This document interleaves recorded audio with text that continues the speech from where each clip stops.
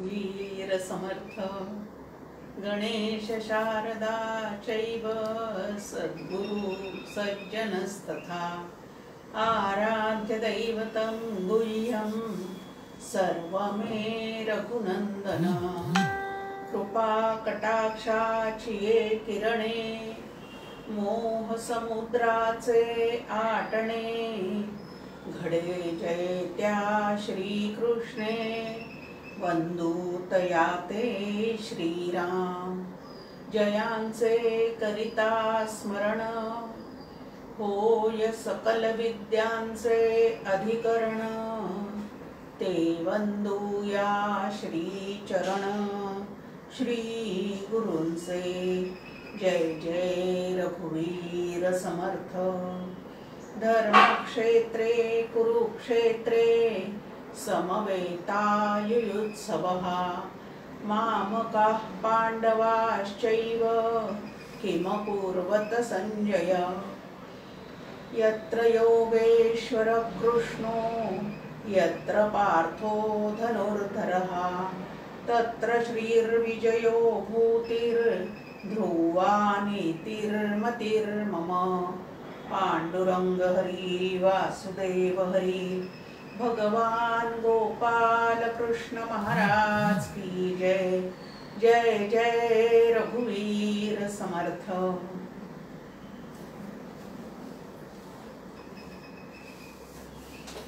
आनंद योगी परमपूज्य डॉक्टर काका श्रद्धेय मंदाताई गंधे या उभयतांना मनपूर्वक नमस्कार करते आणि नैष्कर्म्य सिद्धी मिळवण्याचा प्रयत्न करणाऱ्या सर्व श्रोत्यांना मनपूर्वक अभिवादन करते। 49व्या श्लोकापर्यंत गेल्या वेळेला आपण आलेले होतो आणि भगवंताने चारही प्रकारची कर्म वर्णाश्रमाप्रमाणे कशा कशा पद्धतीची असली पाहिजेत आणि केली पाहिजेत ते आधी आपण समजून घेतलेलं आहे। आता नैष्कर्म्य सिद्धी म्हणजे नेमकं काय आहे? नैष्कर्म्य शब्दाचे दोन अर्थ आपल्या समोर आहेत। परमार्थ प्रांतातील सर्वात मोठे आणि सुंदर असं हे एक नैष्कर्म्य सिद्धी नावाचं फळ आहे आणि यथायोग्य पद्धतीने जो त्याचं आचरण करतो त्याला ते प्राप्त झाल्याशिवाय राहत नाही आणि जीवनमुक्तीचा आनंद त्या ठिकाणी पूर्णपणे प्रगट झालेला असतो। आता हे नैष्कर्म्य म्हणजे नेमकं काय आहे? तर कर्मापासून निर्गत होणे म्हणजे दूर जाणे।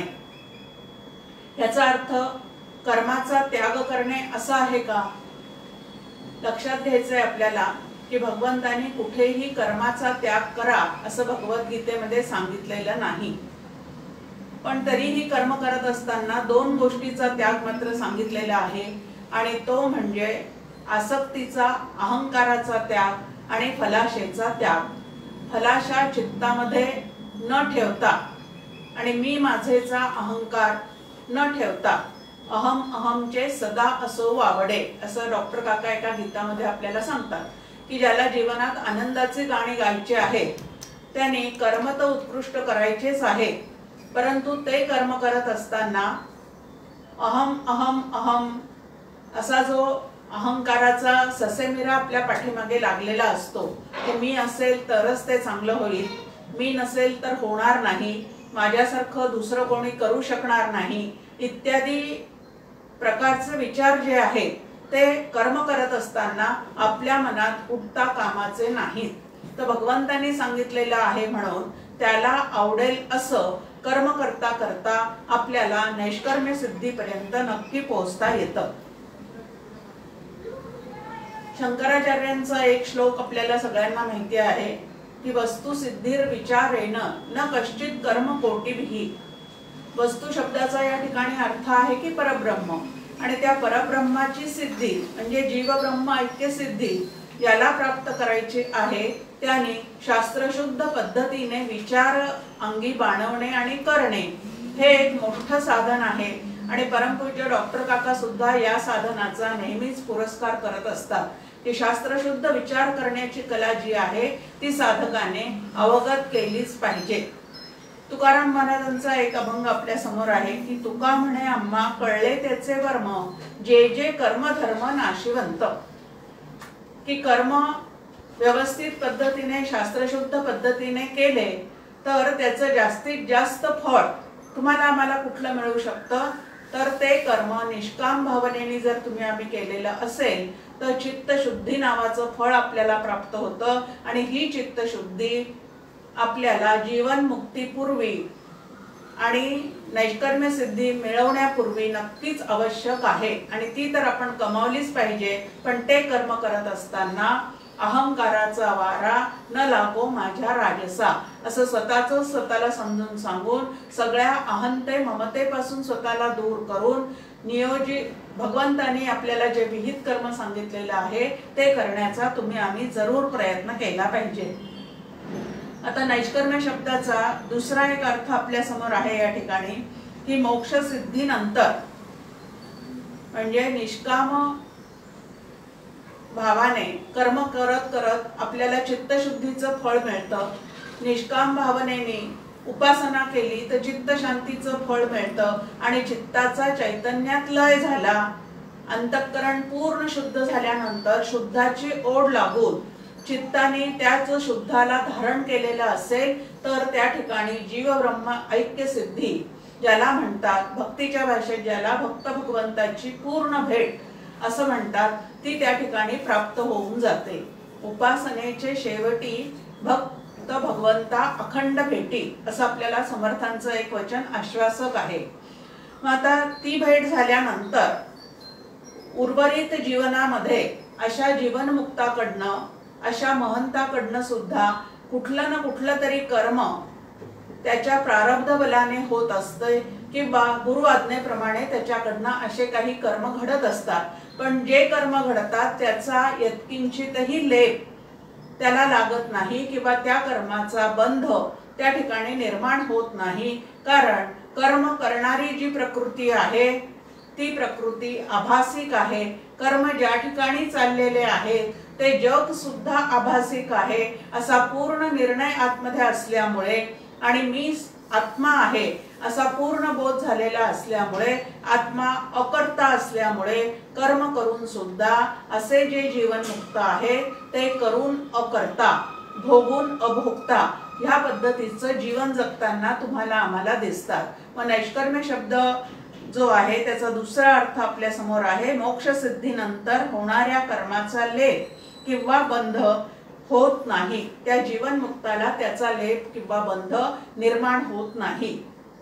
आणि या ठिकाणी युद्धासारखं घोर कर्म करायला सांगून सुद्धा भगवंत अर्जुनाचं निमित्त करून आपल्याला सांगत आहेत की असं कर्म करून सुद्धा जर यथोचित व्यवस्थित विचार केलेला असेल आणि त्या ठिकाणी दोन फलाशा नाही आणि आसक्ती नाही या दोन गोष्टीचा त्याग करून जे कर्म केलेलं आहे त्या कर्मातून काय होत नाही तर पापाची पुण्याची कुठलीच निर्मिती होत नाही, त्याचा लेप लागत नाही आणि जीवनमुक्त जो आहे तो अत्यंत आनंदाने काय करत असतो तर या ठिकाणी जीवन व्यतीत करत असतो.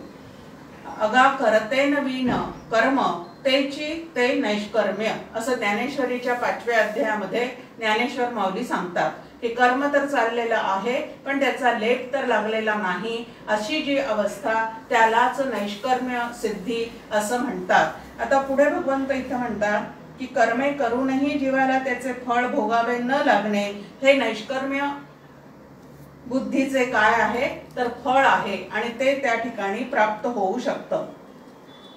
आता अशी नैष्कर्म्य सिद्धी आपल्याला प्राप्त व्हावी म्हणून कशाचा आधार घेतला पाहिजे तर भगवंत या ठिकाणी म्हणतात की ज्ञान योगाचा विचार साधकांनी जर व्यवस्थित केलेला असेल तर तो नैष्कर्म्य सिद्धीपर्यंत नक्कीच पोहोचू शकतो. आता 50 ते 53 या श्लोकामध्ये भगवंतांनी ज्ञान योगाची मांडणी परत एकदा आपल्या समोर या ठिकाणी केलेली आहे. आता हे नैष्कर्म्य सिद्धीचं फळ प्राप्त करणं याला खरं तर खडतर व्रत असं म्हटलेलं आहे. चातुर्मास आलेला आहे, आता अनेक व्रतवैकल्ये या ठिकाणी आपण करण्याचा प्रयत्न करतो. याच्या मागे व्रतवैकल्ये आपण करत राहणे ह्या मागे निश्चित हेतू काय आहे तर आपल्याला इंद्रिय आवरण्याची, मन आवरण्याची त्यामुळे हळूहळू सवय लागते. आणि असं जो इंद्रिये आणि मन ताब्यात घेतो म्हणजे आपल्या प्रकृतीवर जो विजय मिळवतो त्याला हा चौथा पुरुषार्थ म्हणजे नैष्कर्म सिद्धीचा योग, जीवनमुक्तीचा योग जो आहे तो स्वतःच्या जीवनामध्ये जुळवून आणता येतो. हे खूप महत्वाचं आहे. आता कर्मयोग एक आहे आपल्या समोर मांडलेला, तर कर्मयोग आणि भक्तियोग हे सुद्धा ह्या नैष्कर्म्य सिद्धीचेच एक एक अंग आहे. ते आपण सातत्याने पाहतो की निष्काम भावाने केलेलं कर्म जे आहे ते आपल्या चित्त शुद्धीला पूरक आहे आणि निष्काम भावाने केलेली जी उपासना आहे ती आपल्याला चित्त शांतीचं फळ देऊन जाते. आणि ज्याचं शुद्ध आणि शांत असं चित्त झालेलं आहे तो नैष्कर्म्य सिद्धीचा काय होऊन जातो, तर अधिकारी होऊन जातो.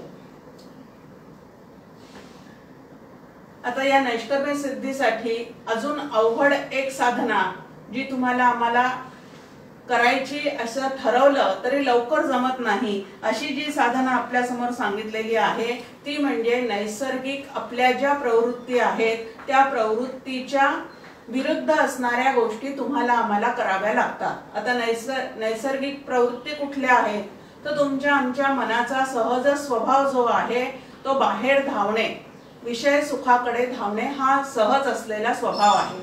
डॉक्टर काकांचं एक छान आपल्याला बोध करून देणारं वाक्य आहे, स्वतःच्या सहज प्रवृत्ती आणि लोकप्रवाह यांच्याकडून त्यांच्या मुळाशी गेल्याशिवाय आनंदाचा अखंड झरा सापडणार नाही. असं एक सुंदर बोध वाक्य काकांचं आहे की स्वतःच्या सहज प्रवृत्ती. आता सगळ्या जीवांची सहज प्रवृत्ती काय आहे, तर आपल्या समोर आहे की ब्रह्मदेवाने आपल्या सगळ्यांची इंद्रिये कशी करून ठेवलेली आहे, तर बहिर्मुख करून ठेवलेली आहे. त्यामुळे विषय सुखाकडे त्यांचा सहजच ओढा आहे.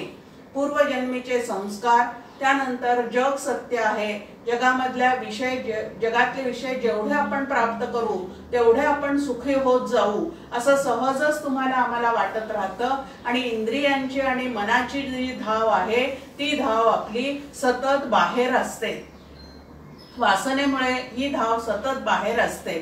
तर ह्या वासनांनाच काय करायचं आहे, तर कुंपण घालायचं आहे, त्यांना आवरायचं आहे आणि आवरता आवरत्या साधकाला निर्वासन होण्याचा प्रयत्न करायचा आहे. कशासाठी, तर जीवनमुक्तीचा, नैष्कर्म्य सिद्धीचा ज्याला अनुभव प्राप्त करून घ्यायचा आहे त्याच्यासाठी हे अत्यंत अवघड असणारं व्रत आहे.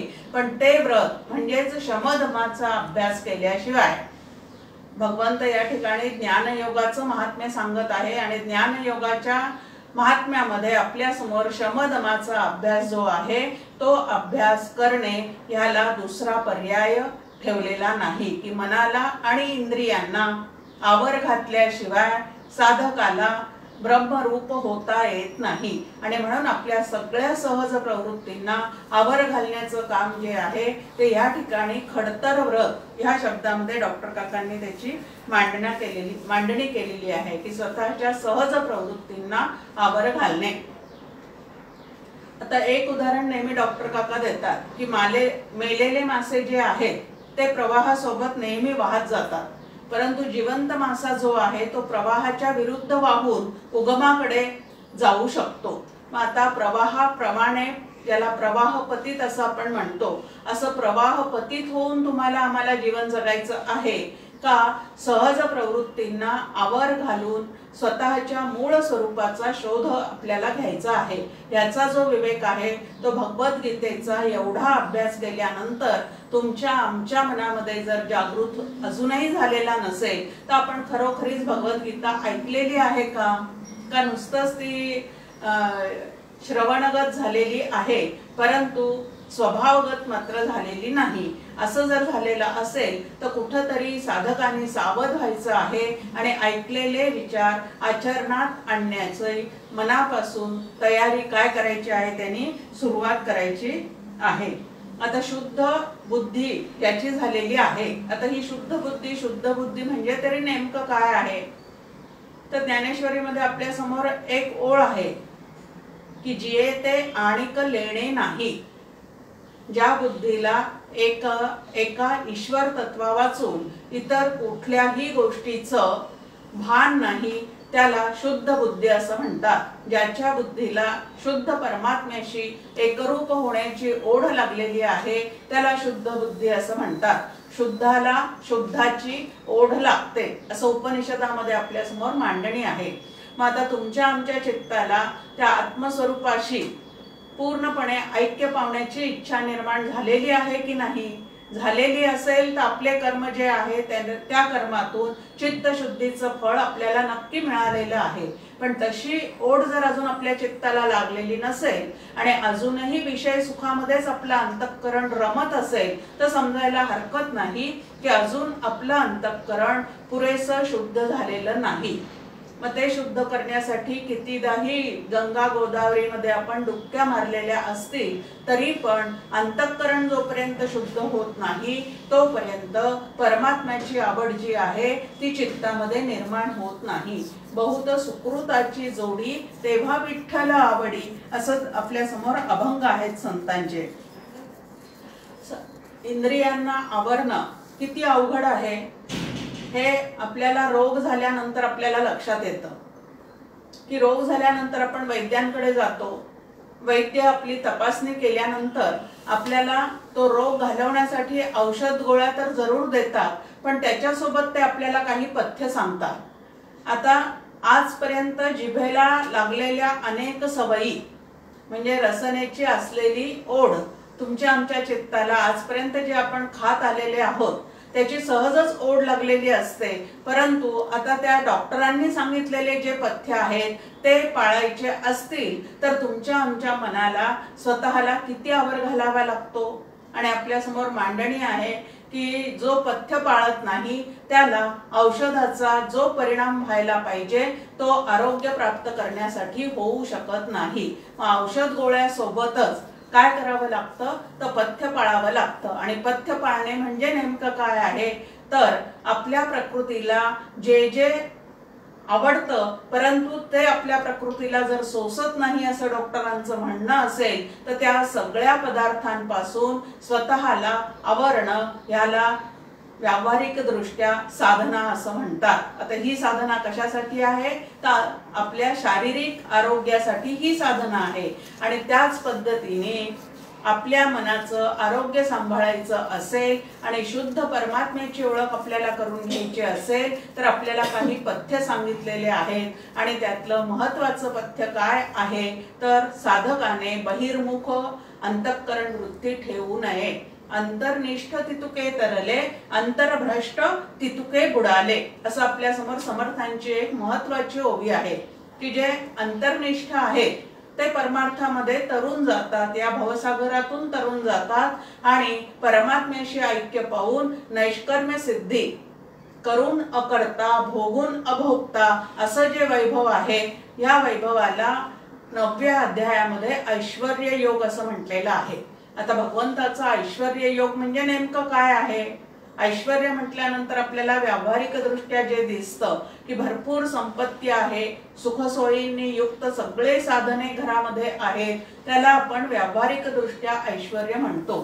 परंतु पारमार्थिक दृष्ट्या ऐश्वर्य शब्दाचा अर्थ आहे करून अकर्ता भोगून अभोक्ता. भव्य दिव्य कर्म करून सुद्धा त्या केलेल्या कर्माचा यत्किंचित सुद्धा अहंकाराने चित्ताला लेप लागलेला नाही. मग असे कर्म कोणी केलेले आहेत तर आपल्या समोर आहे रामकृष्णांनी केलेली कर्मे, मारुतीने केलेलं कर्म, हे सगळं आपण पाहतो. लक्ष्मणाने केलेलं कर्म, भरताने केलेलं कर्म, हे सगळे कसे आहेत तर नैष्कर्म्य सिद्धीचे अधिकारी आहेत. आणि 14 वर्षे राज्य सांभाळून सुद्धा इदम न मम अशी ती भरताची काय होती तर चित्ताची अवस्था होती. आता एवढा मोठा राज्यकारभार सांभाळून भरत काय किंवा जनक राजा काय हे जर अलिप्त राहू शकत असतील, निर्लिप्त राहू शकत असतील तर तुमचा आमचा जो छोटासा प्रपंच आहे तो करता करता आपल्याला ही अलिप्तता सांभाळता येणार नाही का असा एक प्रश्न स्वतःला विचारावा आणि आपलं कुठं काय चुकतं ते नेहमी लक्षात घ्यावं. परमपूज्य डॉक्टर काका आणि मंदाताई या दोघांच्याही सहवासात आल्यानंतर मंदाताई डॉक्टर काकांना एक थोर महात्मा असं म्हणतात. आणि एकदा त्या मला म्हणाल्या होत्या की जयश्री, या थोर महात्म्याच्या तुम्ही सहवासात आलेले आहात, खूप सहवास लाभत आहे. तुम्हाला जर यांच्याकडनं काही घ्यायचं असेल तर ते एकच खूप महत्वाचं लक्षण त्यांच्याकडनं घेण्यासारखं आहे आणि ते म्हणजे अलिप्तपणा. यवतमाळहून अमरावतीला आले, अमरावतीहून अकोल्याला आले, तर यवतमाळहून अमरावतीला आले की यवतमाळची फाईल क्लोज. त्यानंतर अमरावतीहून अकोल्याला आले की अमरावतीची फाईल क्लोज. त्याविषयी परत काहीही त्या ठिकाणी सांगणं नाही, बोलणं नाही. तिथं माझे किती सत्कार झाले, किती फोटो काढले गेले, किती जणांकडे मला जेवायला बोलवलं गेलं, याबद्दल एक चकार शब्दही कधी काका बोलत नसत. तसंच अकोल्याहून अजून दुसऱ्या गावाला गेले की अकोल्याची फाईल सुद्धा क्लोज. ह्या पद्धतीने तुम्हाला आम्हाला जीवन जगता आलं पाहिजे. म्हणजे कितीतरी गोष्टी, आता मोबाईलचा सतत वापर आपण करतो, तो आपल्या हातात असतो, त्यामध्ये आहे पहा कितीतरी गोष्टी डिलीट करायच्या असतात. नको त्या गोष्टी डिलीट करायच्या. मग पारमार्थिक दृष्ट्या नको ते विचार ज्या वेळेला तुमच्या आमच्या मनामध्ये सतत रुंजी घालत असतात आणि आम्हाला त्रस्त करत असतात, त्यावेळेला त्या सर्व विचारांना, जे विचार आम्हाला परमात्म तत्वापासून दूर नेणारे आहेत, त्या विचारांना डिलीट करण्याची साधना साधकाला करावी लागते. तसंच मोबाईलमध्ये एक दुसरं असतं की काही गोष्टी सेव्ह करायच्या असतात. मग या ठिकाणी सेव्ह काय करायचं आहे तर भगवद्गीतेतले विचार, ज्ञानेश्वरीमध्ये सांगितलेले विचार, दासबोधामध्ये सांगितलेले विचार, परमपूज्य डॉक्टर काका आणि मंदाताई यांच्या प्रवचनांमधून ऐकलेले जेवढे विचार आहेत तेवढे विचार सेव्ह करायचे आहेत. अनावश्यक अकारण प्रपंचाच्या चिंतेने मनामध्ये जे विचार निर्माण होतात ते सगळे विचार डिलीट मारायचे आहेत. या पद्धतीने जर जीवन जगण्याचा आम्ही प्रयत्न केला तर ते एक नैष्कर्म्य सिद्धीसाठीचं मोठं व्रत जे आहे ते तुम्ही आम्ही करतो असं या ठिकाणी आपल्याला लक्षात घेता येईल. त्यानंतर हे संपूर्ण जगत जे आहे ते त्रिगुणात्मक आहे. त्रिगुणाचा बराच उहापोह आपण भगवद्गीतेच्या माध्यमातून भगवंतांनी आपल्या समोर ठेवलेला आहे. आता संपूर्ण जग त्रिगुणात्मक असल्यामुळे त्या तीन गुणांचा खेळ जसा माझ्यामध्ये चाललेला असतो, ज्ञानेश्वरीमध्ये छान पद्धतीने सांगितलेलं आहे की तुम्ही आम्ही सगळे नरतनु धारण केलेले आणि इतर जीव जे आहेत ते सुद्धा सगळे जण कसं आहे तर आपण तो खेळ पाहतो, बाहुल्यांचा खेळ. त्यामध्ये एक दोरी बांधलेली असते त्यांच्या डोक्याला. ती दोरी एका जो खेळ दाखवणारा आहे त्याच्या हातात असते आणि तो जसे हाताची हालचाल करेल त्याप्रमाणे त्या दोरीला लटकलेल्या बाहुल्या ज्या आहेत त्या त्या ठिकाणी नृत्य करताना तुम्हाला आम्हाला दिसतात. तसं भगवंताने ही त्रिगुणाची दोरी जी आहे ती त्याच्या हातात ठेवलेली आहे. आता त्या त्रिगुणांनी प्रत्येक बाहुली जी आहे ती काय झालेली आहे तर बांधली गेलेली आहे. आता त्रिगुणांनी ती बांधली गेलेली असली तरी जीवात्म्याने ते त्रिगुण जे आहेत ते मायेनी दिलेले आहेत. त्यांनी जरी माझा स्वभाव बनलेला असला तरी ते मायेतून आलेले असल्यामुळे माये इतकेच भासमान आहेत असं लक्षात ठेवून गुणातीत होण्याचा प्रयत्न करणे याला साधना असे म्हणतात. खूप महत्वाची साधना आहे आणि या ठिकाणी आपल्या समोर स्पष्टपणे आहे की सगळं जग त्रिगुणात्मक आहे. माझा स्वभाव जसा तीन गुणांनी बनलेला आहे तसं माझ्या अवतीभोवती माझ्या संपर्कात येणारे जेवढे जीवात्मे आहेत ते सगळे सुद्धा तीन गुणांनी बद्ध आहेत.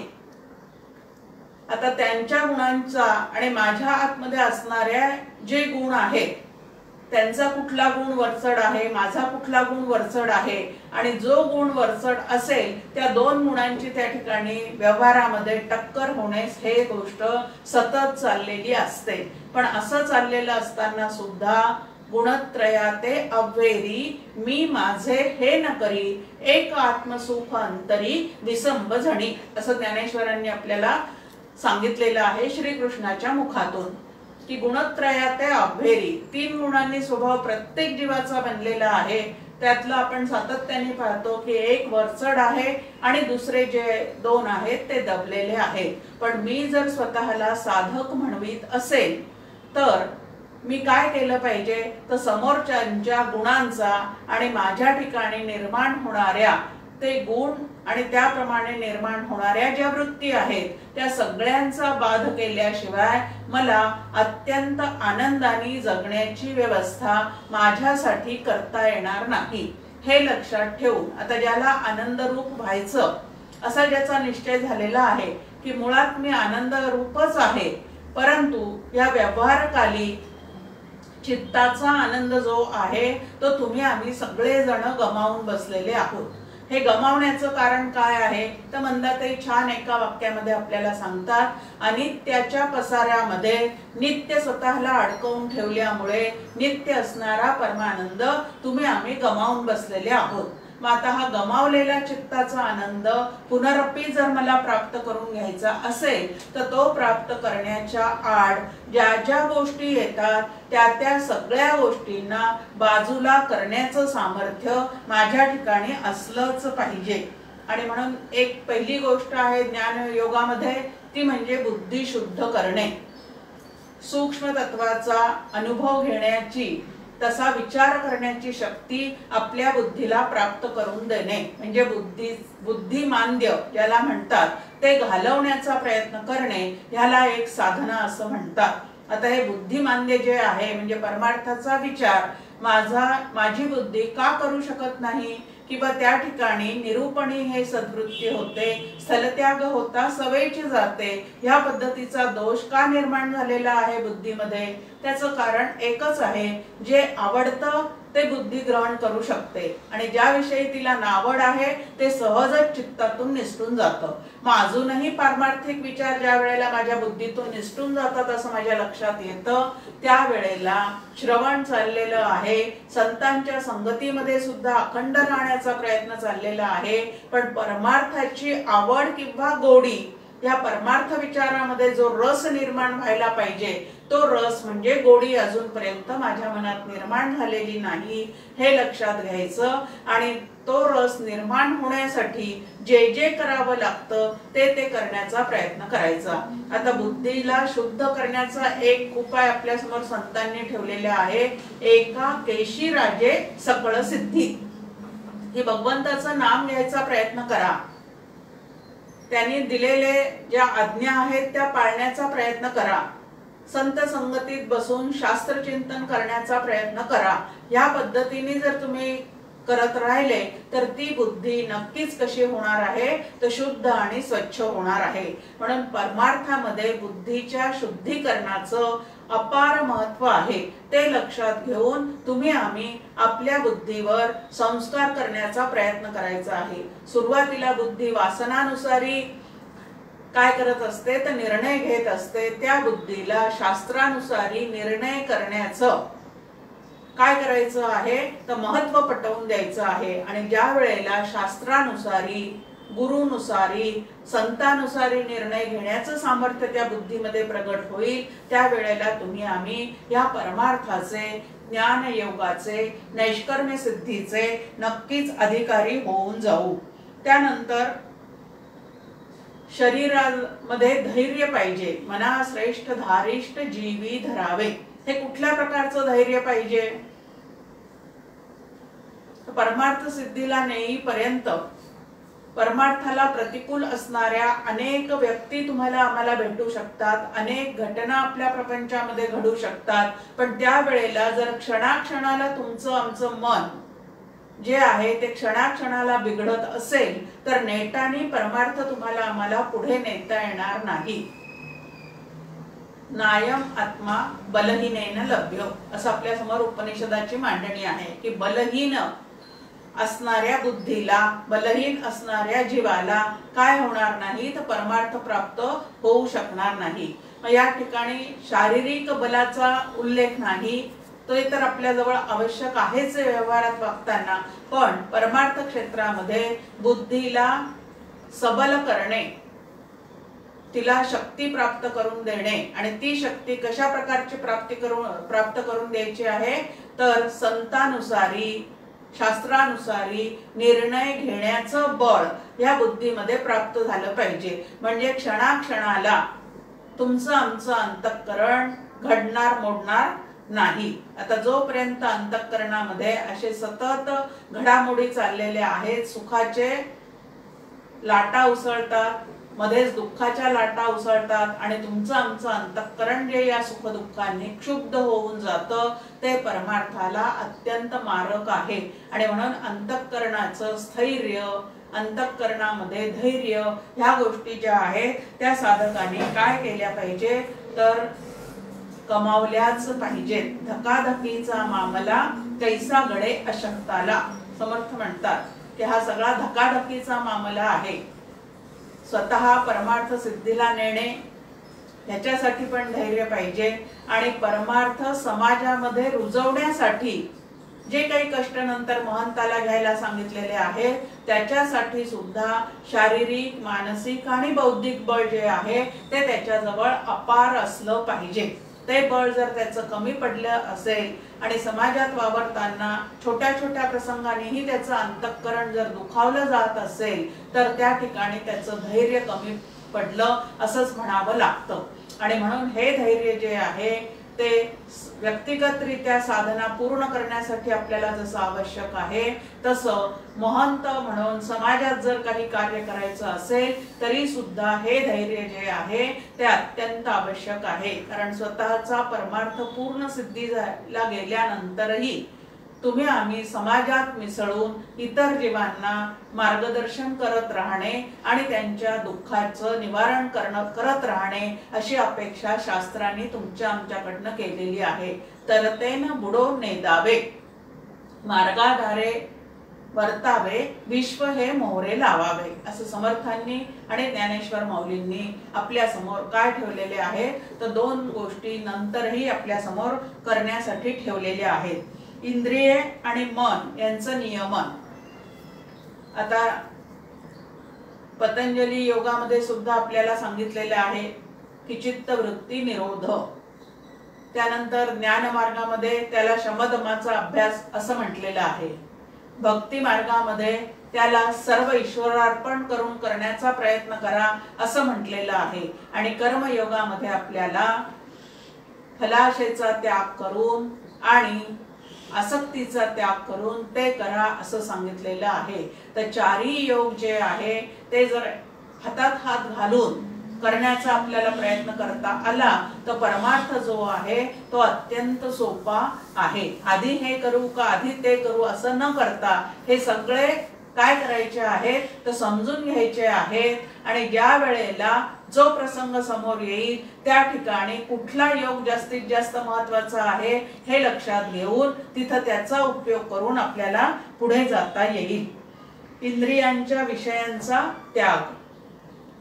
आता सातत्याने आपल्या समोर हा विषय आलेला आहे की इंद्रियांच्या विषयांचा त्याग करायचा. आताच आपण पाहिलेलं आहे की आपली इंद्रिये कशी आहेत तर बहिर्मुख आहेत आणि त्या इंद्रियांना बाहेरच्या सुखांची ओढ भरपूर अनेक जन्मीच्या संस्कारामुळे सहजच त्याची ओढ लागलेली असते. पण ही बाहेरून इंद्रियांच्या संयोगाने मिळणारी जी सुख आहेत ती कशी आहेत. एक त्यातला दोष आहे ते म्हणजे ते अनित्य आहे. दुसरा या विषय सुखातला दोष आहे तो म्हणजे ते तुम्हाला आम्हाला परावलंबी करून टाकतात की बाहेरच्या जगतावर अवलंबून ठेवायला त्यासाठी आपल्याला भाग पाडायला लावतात. आणि म्हणून ह्यामध्ये काय आहे तर दोष आहे. पूर्ण अखंड सर्व काळ सुख देण्याचं सामर्थ्य या विषया सुखांमध्ये अजिबात नाही. आणि म्हणून समर्थ आपल्याला सांगतात विषयजनित सुखे सौख्य होणार नाही. ती या विषयांच्या संयोगाने पूर्ण सुखरूप असणारा मी मला कधीही ओळखू येणार नाही. आणि म्हणून या विषय वासनांचा तुम्ही आम्ही काय केला पाहिजे तर बिमोडच केला पाहिजे. एक अभंग आपण नेहमी पाहतो की ह्या ज्या वासना आहेत त्या वासनांचा बिमोड करण्यासाठी काय करावं लागतं. या वासना कशा पद्धतीने तुम्हाला आम्हाला त्रास देतात तर खाऊ नये ते खाय, पाहू नये ते पाहाय, ऐकू नये ते ऐकाय ह्या पद्धतीने त्या जिकडं जाऊ नको म्हटलं तिकडं त्या जाणाऱ्या आहेत. आणि म्हणून तिचे मोडावे पाय. वासना ओढाळ गाय ह्या पद्धतीचा तो अभंग आहे की एखादी ओढाळ गाय पिकामध्ये शिरल्यानंतर तिला कितीही बाहेर काढण्याचा प्रयत्न करा, मारा, ती त्यातच काय राहते, ते हिंडत राहते, मार खाते, पण तिथंच राहते.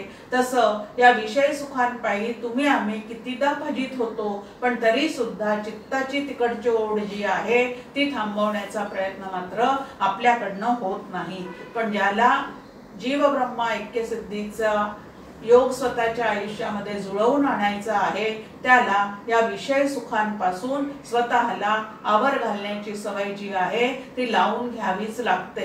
खूप मोठं असं सुख प्राप्त करायचं असेल तर छोट्या छोट्या गोष्टींना काय करावं लागतं, तर चित्तातून बाजूला काढावं लागतं. त्यानंतर व्यवहारात वागताना किंवा स्वतःच्या स्वभावामध्ये सुद्धा अनुकूल प्रतिकूल भाव, त्याला सोप्या भाषेत आवड नावड आणि शास्त्रीय भाषेमध्ये त्याला राग द्वेष असं म्हणतात. आता जोपर्यंत या राग द्वेषाने, अनुकूल प्रतिकूल भावाने, आवड निवड या चित्तातल्या स्वतःच्या चित्तामध्ये हे जी आवड नावड निवड राहिलेली आहे तीच तुम्हाला मला या प्रपंचामध्ये भरपूर दुःख देऊ शकते. आणि म्हणून ह्या राग द्वेषापासून, अनुकूल प्रतिकूल भावापासून स्वतःला दूर ठेवण्याची साधना साधकाला करावी लागते. ताबडतोब प्रतिक्रिया देणे. कधी त्या प्रतिक्रिया शब्दातून व्यक्त होतात, तर कधी त्या देहबोलीतून व्यक्त होतात. आता अशा प्रतिक्रिया जर व्यक्त झाल्या सातत्याने, तर समोरच्याशी असणारे आपले संबंध सुद्धा काय होऊन जातात, तर बिघडून जातात. आता या प्रपंचामध्ये आणि या जगामध्ये सतत मला अनुकूल असणाऱ्या गोष्टी घडत राहाव्या किंवा समोरच्या व्यक्तींनी सतत मला आवडतं तसंच वागत राहावं असं जर मला वाटत असेल तर याला दिवा स्वप्न असं म्हणतात. हे कधीही होणं शक्य नाही. कारण मला जसं माझं मन आहे त्याप्रमाणे माझ्या अवतीभोवती असणारे जे संबंधित आहेत, जे जीव आहेत, जे माझ्या संपर्कात येणार आहेत, त्यांना सुद्धा स्वतःचं मन आहे, स्वतःचं काही मत आहे, स्वतःविषयी त्यांनी काही विचार करून ठेवलेला आहे, हे लक्षात घेऊनच एकमेकांशी जुळवून घेण्याचा प्रयत्न करावा. त्या ठिकाणी जर सतत आपली आवडच त्यांच्यावर लादण्याचा आपण प्रयत्न केला तर सगळ्यांच्या प्रपंचामध्ये तू तू मैमयची सिरियल जी आहे ती अखंड चालू राहते. आणि नैष्कर्म्य सिद्धीचा ज्याला अधिकार प्राप्त करून घ्यायचा आहे त्याला मात्र एकनाथ महाराज सांगतात, मी तूपणाची झाली बोळवण. मग या क्रिया प्रतिक्रियांच्या खेळात न रमता डॉक्टर काकांनी एक साधना पद्धतीच आपल्या समोर सांगितलेली आहे की क्रिया प्रतिक्रियांच्या खेळामध्ये न रमणारा जो त्याला साधक असं म्हणतात. आता मी जर स्वतःला साधक म्हणवत असेल तर या ठिकाणी क्रिया प्रतिक्रिया सतत देण्याचा काय करायचा नाही, तर सतत त्या प्रतिक्रिया देण्याचा जो माझा स्वभाव असेल तो त्या ठिकाणी सौम्य करण्याचा प्रयत्न मी केलाच पाहिजे. कारण दिलेल्या प्रतिक्रियांमुळेच घराघरामध्ये किंवा समाजामध्ये सातत्याने काय सुरू असतं, तर भांडणं सुरू असतात. जे राजकारणी लोक आहेत त्यांनी राजकारण करताना अशा प्रतिक्रिया देणं एकमेकांच्या पक्षांसंदर्भात, त्यांनी केलेल्या कामासंदर्भात, ते त्यांना शोभतं. पण मी जर स्वतःला साधक म्हणवत असेल तर ह्या पद्धतीचे राग द्वेष जे आहेत ते माझ्या चित्तामध्ये सतत वर येत असेल तर त्याच्यापासून मी दूर होण्याचा प्रयत्न करावा. कारण या आवड निवडीमुळे, अनुकूल प्रतिकूल भावनेमुळे माझं अंतःकरण जे आहे ते सतत क्षुब्ध होत राहतं, म्हणजे चंचल होत राहतं. आणि चंचल अंतःकरणामध्ये शांतीचा अनुभव कधीही येऊ शकत नाही. अशांतस्य कुतः सुखम असं भगवंत त्या ठिकाणी आपल्याला समजून सांगतात. त्यानंतर एकांत स्थळी रमण्याचा स्वभाव जो आहे तो या परमार्थ क्षेत्रामध्ये काय केला पाहिजे, तर डेव्हलप केला पाहिजे. गंमत कशी आहे की आपल्याला नेमकं काय हवं आहे हेच या माणसाच्या मनाला कळत नाही.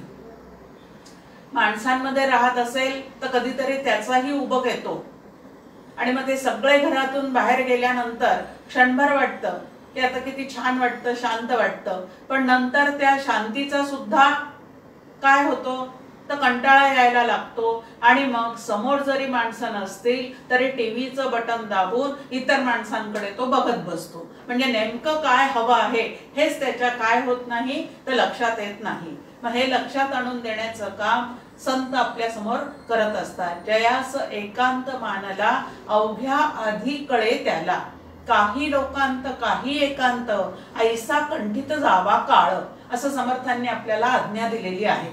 तिथं सुद्धा एकांत सेवन करा असं भगवद्गीतेमध्ये आपल्या समोर आज्ञा केलेली आहे. मग काही काळ एकांतात म्हणजे बाकी सर्व गोष्टींपासून दूर जाऊन एका परमात्म्या विषयी विचार करण्यासाठी काही काळ तरी दिवसातला, एक क्षण का होईना दिवसातला आपल्याला तसा काढता आला पाहिजे की बाकी सर्व गोष्टींना बाजूला सारून एक परमात्म तत्वच फक्त खरं आहे, तेच फक्त सत्य आहे आणि त्या सत्याचा शोध या नरदेहात आल्यानंतर मला घेतलाच पाहिजे असं स्वतःच्या मनावर बिंबवून तुम्ही आम्ही काय केलं पाहिजे तर ह्या एकांताची काही काळ का होईना, काही क्षण का होईना पण स्वतःसाठी सवय केलीच पाहिजे. मोटके निमिषभरी दे तू जाय असं ज्ञानेश्वरीमध्ये आपल्याला सांगितलेलं आहे.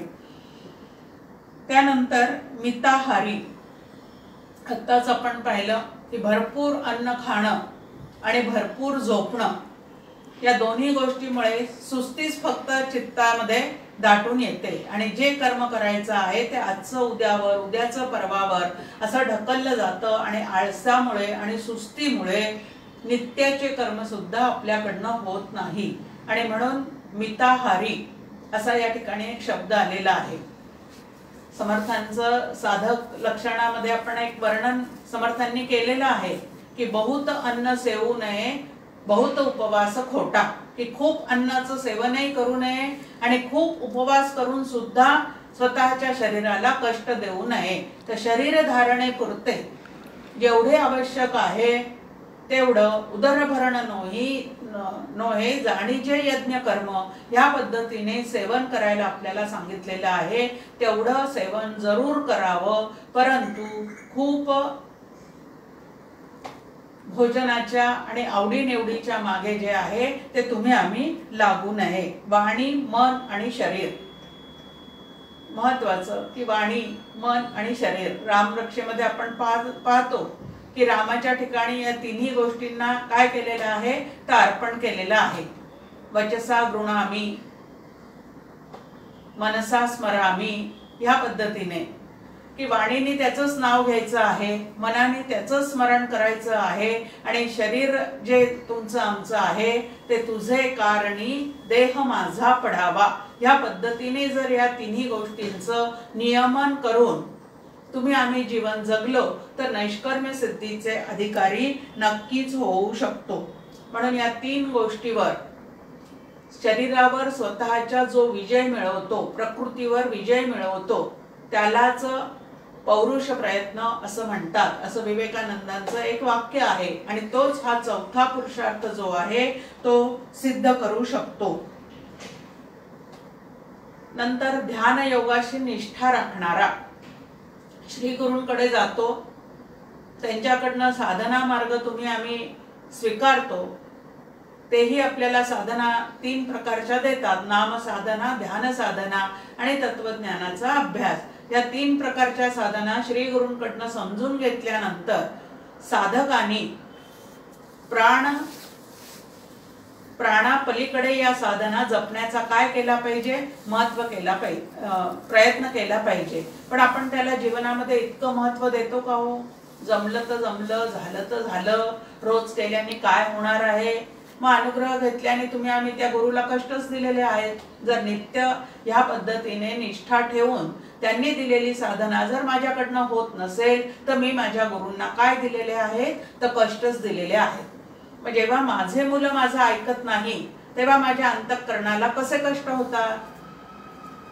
ते न करावे जे जीवा नावडे, जे इतर जीवांनी आपल्यासाठी करू नये असं आपल्याला वाटतं तसंच आपण आपल्या गुरुसाठी ते करू नये. आपल्या मुलांनी आपलं ऐकलंच नाही तर आपल्याला ज्या पद्धतीने वाईट वाटतं तसं गुरु काय आपल्याला येऊन सांगणार नाही.